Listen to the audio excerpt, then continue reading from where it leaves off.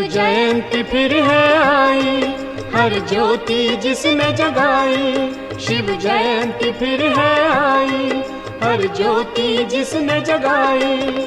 घर घर को स्वर्ग बनाने नई आशाएं लाई। शिव जयंती फिर है आई, हर ज्योति जिसने जगाई। घर घर को स्वर्ग बनाने नई आशाएं लाई। घर घर को स्वर्ग बनाने नई आशाएं लाई।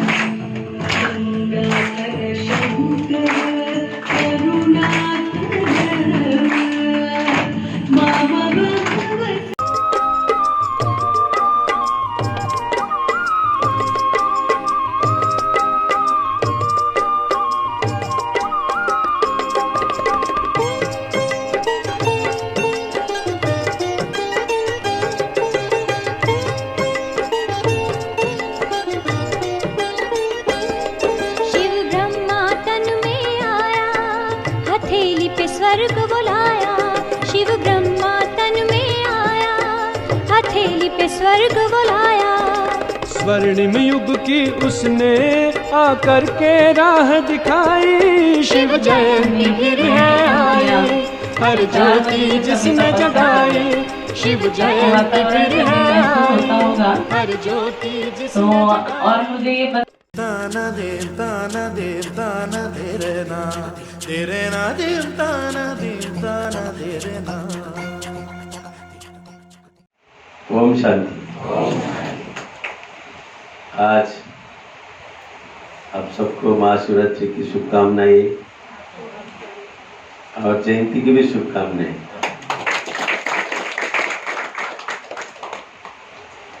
आज दोनों दीदी हमारे अमरनाथ के रत्न है, क्योंकि हम हमारा कर्तव्य मतलब हमारा ड्यूटी हम लोग निभाते हैं। इनका ड्यूटी वो नहीं है, वह आप सबको हमको बनाते हैं। हमारे अंदर की जो दुर्गम भावना है, कृत्य है, वो निकालने का काम करते हैं। हम हमारी ड्यूटी काम करते हैं, आप लोग की सेवा करते हैं। आप लोग का जो विश्वास हम लोग के ऊपर है, वो विश्वास तुम्ही आम्हाला दिलेला आहे मतदानाच्या रूपात, त्याचा आम्हाला परतफेड करावं लागतं आपल्या शहरासाठी, आपल्या समाजासाठी, आपल्या लोकांसाठी। तसं अंबरनाथ घडवण्यामध्ये दीदींचा खूप खूप खूप मोठा हात। जी काय शांती आहे अंबरनाथमध्ये सध्या, ये दोनों दीदीमुळेच आहे। क्योंकि यहाँ पे जब भी आओगे, कोई भी सन हो, कोई भी त्योहार हो, वो इतना धूमधाम से और इतना प्यार से दीदियां मनाती है और सभी लोग को बुलाते हैं। ऐसे ही नहीं कि भाई डॉक्टर साहब की निकर है, महाराज है, सभी लोग को बुला के उनका कर्तव्य करते कि भाई सुख शांति और सच्ची दुनिया में आप लोग जियो। और हम लोग भागते रहते, उधर जाके खड़े हो जाते, पता चलता है तो कुछ भी है नहीं इधर। तो आप यहाँ पे जो 4 बजे से आप लोग आए हुए हैं, आप बहुत भाग्यवान हैं। आपके जैसा भाग्य सब अमरनाथ वासियों को मिले, यही मैं चाहता हूँ, और वो दीदी के माध्यम से हो। क्योंकि अगर सब लोग यहाँ पे आए, सुख शांति रखे, अपना मन शांत रखे, जो है उसी में भगवान के सामने ध्यान करे। क्योंकि अगर वो दुनिया लानी है, ये कलयुग सबको तकलीफ देके दे रहा है। इतनी महामारी आई, मगर आपके जैसे महान संस्था की वजह से ही मैं बोलूंगा कि इतनी महामारी इतनी इजी अपने भारत से चली गई है। क्योंकि भारत की जो इतनी जनता है कि उनको ट्रीटमेंट देना बहुत आसान काम नहीं है, मगर इनका जैसे का कार्य है, उनके संस्था का जो भारत के उपकार है वो भगवान है। उसके वजह से ही इतनी महामारी जितने जल्दी हो सके वो चली गई। जो हम अपने से दूर गए, अभी क्या कर सकते हैं, जो जिसके नसीब में है, जितना दिन अपन जी सकते हैं वो चले गए। और मैं भगवान से वही प्रार्थना करूंगा, वो जहाँ कहाँ भी रहे अपने देश के लोग चले गए, उनको शांति रहे। मगर आज हम आप लोगों ने, दीदी ने आज 75वां स्वतंत्र दिन अपन साजरा कर रहे हैं, और हर समाज के हो या हर शहर के भारत रत्न आप उनको प्रदान कर रहे हैं। मैं सोचता हूँ 75 रत्न आप दोनों ही है, तो दूसरों को देने की जरूरत नहीं है। मैं बोला हम अपना काम कर रहे हैं, हमारी ड्यूटी कर रहे हैं, मगर आप लोग के वजह से हम यहाँ पे सुख शांति से रह रहे। क्योंकि अमरनाथ आज महाराज ने कहा, क्योंकि महाराज बहुत हवों पर है, महाराज बहुत आध्यात्मिक है, महाराज हरिभक्त क्योंकि महाराज ने पालेगांव जैसा गांव, अब महाराज की मैं एक छोटी सी कहानी बताऊंगा।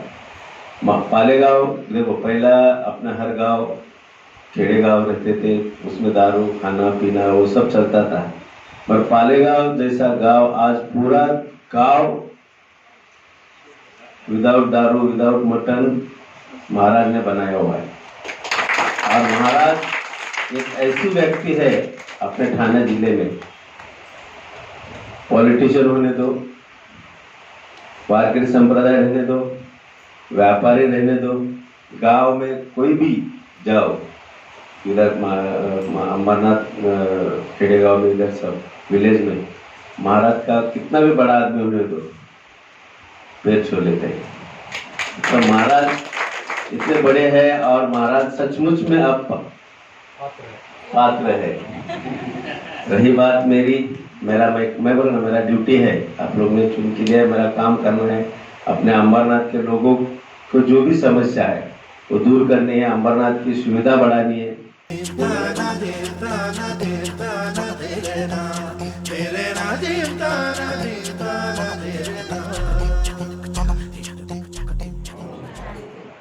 कैलास राणा शिवचंद्र मौळी, फणेंद्र माथाम गुटी झळाळी, कारुण्य सिंधू गौरखहारी, तुझवीन शंभो मज कोण दारी।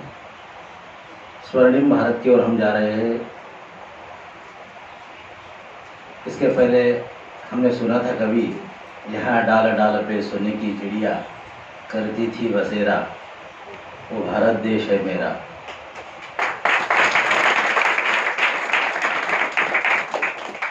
अभी हम स्लोगन भी सुनते कभी कभी, मेरा भारत पाठीवर की जिथं सगळ्यांचा सत्कार केला जातो, सगळ्यांचा सन्मान केला जातो, सगळ्यांचा स्वीकार केला जातो। बाबा सांगतायत, हमारा नसीब बनाने के लिए हमें हीरा जैसा बनना है, हीरे जैसा हमारा नसीब बदलाना है, बनाना है। आजच सांगितलं, आजच बाबांनी, आम्ही हिरे आलोत ना दोन, बाबांनी आजच सांगितलं बघा, योगायोग। हा, हे संकेत बाबांचे संकेत असतात सगळे। हे एवढ्या मोठ्या वैश्विक मारा ही महामारी होती, एवढ्या मोठ्या कठीण परिस्थितीमध्ये तरी सुद्धा समाजाची लोकांची काळजी करणारे म्हणजे आमच्या सगळ्या भगिनी, आमचे सगळे बांधव ब्रह्माकुमारी सेंटर मधले जगाची काळजी करणारे. कोणी आजारी पडलं साहेब का दीदी मला फोन करायचे, भाई पुरुषोत्तम भाई तिथं ऍडमिट करता येईल का. मग मी जे भेटतील त्यांना कोणाला तरी फोन करायचो. माझं आपलं टेक्निक ठरलेलं असते, हा नाही भेटला तो नाही भेटला तो नाही भेटला मग तुझा बाप सगळ्यात वर नाही, आणि मग कुठं तरी ऍडमिट करायचं. पण नुसतंच ऍडमिट नसायचं साहेब, पुरुषोत्तम भाई त्यांना घरचं जेवण देता येईल का, कारण साहेब कांदा लसूण खाता येत नाही. आणि ज्यांनी बिचाऱ्यांनी एवढं हयातभर आयुष्यभर व्रत सांभाळले, मग त्यांचं व्रत या 5-6 दिवसासाठी तोडायचं नाही काय दीदी. तर अशी बरीचशा आमच्या बहिणा होत्या, बरेचसे भाऊ होते. आणि बरं साहेब ते ऍडमिट सोडा, खाण्याचे सोडा, आता डिस्चार्ज देता येईल का लवकर. डिस्चार्ज हे कशा करता सांगतो, ऍडमिट पण आम्हाला करायला सांगायचे, घरचं जेवण पण आम्हाला द्यायला सांगायचे, आणि त्याला सुट्टी पण द्या म्हणून सांगायचे. हे कशा करता सांगतो मी तुम्हाला, सगळ्यांची काळजी असणारं जगाच्या पाठीवर एकमेव सेंटर आहे ते म्हणजे बाबाचं सेंटर. सगळ्यांची काळजी हो, सगळे संस्था, सगळे धार्मिक ठिकाणं बंद होते, सेंटर ऑनलाईन चालू होतं. ऑनलाईन लोकांना दृष्टी देत होते, ऑनलाईन लोकांना ज्ञान देत होतं. अनन्या चिंतयन्तो मां ये जना परिपासते तेषां नित्याभियुक्तानां योगक्षेमं वहाम्यहम्. हे मागचं फक्त तुम्ही LICत ऐकलं असेल योगक्षेमम, पण खऱ्या अर्थाने योगक्षेमं वहाम्यहम् हे बाबांचंच सेंटर करू शकतात.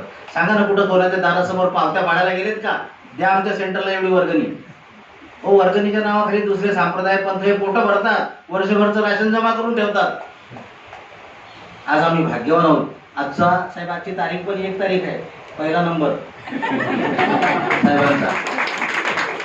महिना 3रा आहे, ब्रह्मा विष्णू महेश त्रिमूर्ती. म्हणजे आमचा पहिला बाबांचं, आपण बाबांनी का आपलं म्हटलं की आमचा नंबर पहिलाच असणार कुठं पण. आज तारीख 1 आणि महाशिवरात्र. बाबाच्या ह्या वाढदिवसानिमित्त आम्ही म्हणजे गाड्याबरोबर नळ्याची पण यात्रा नाही का. म्हणजे अशा प्रकारे हे महान कार्य बाबाच्या सेंटरमध्ये चालते.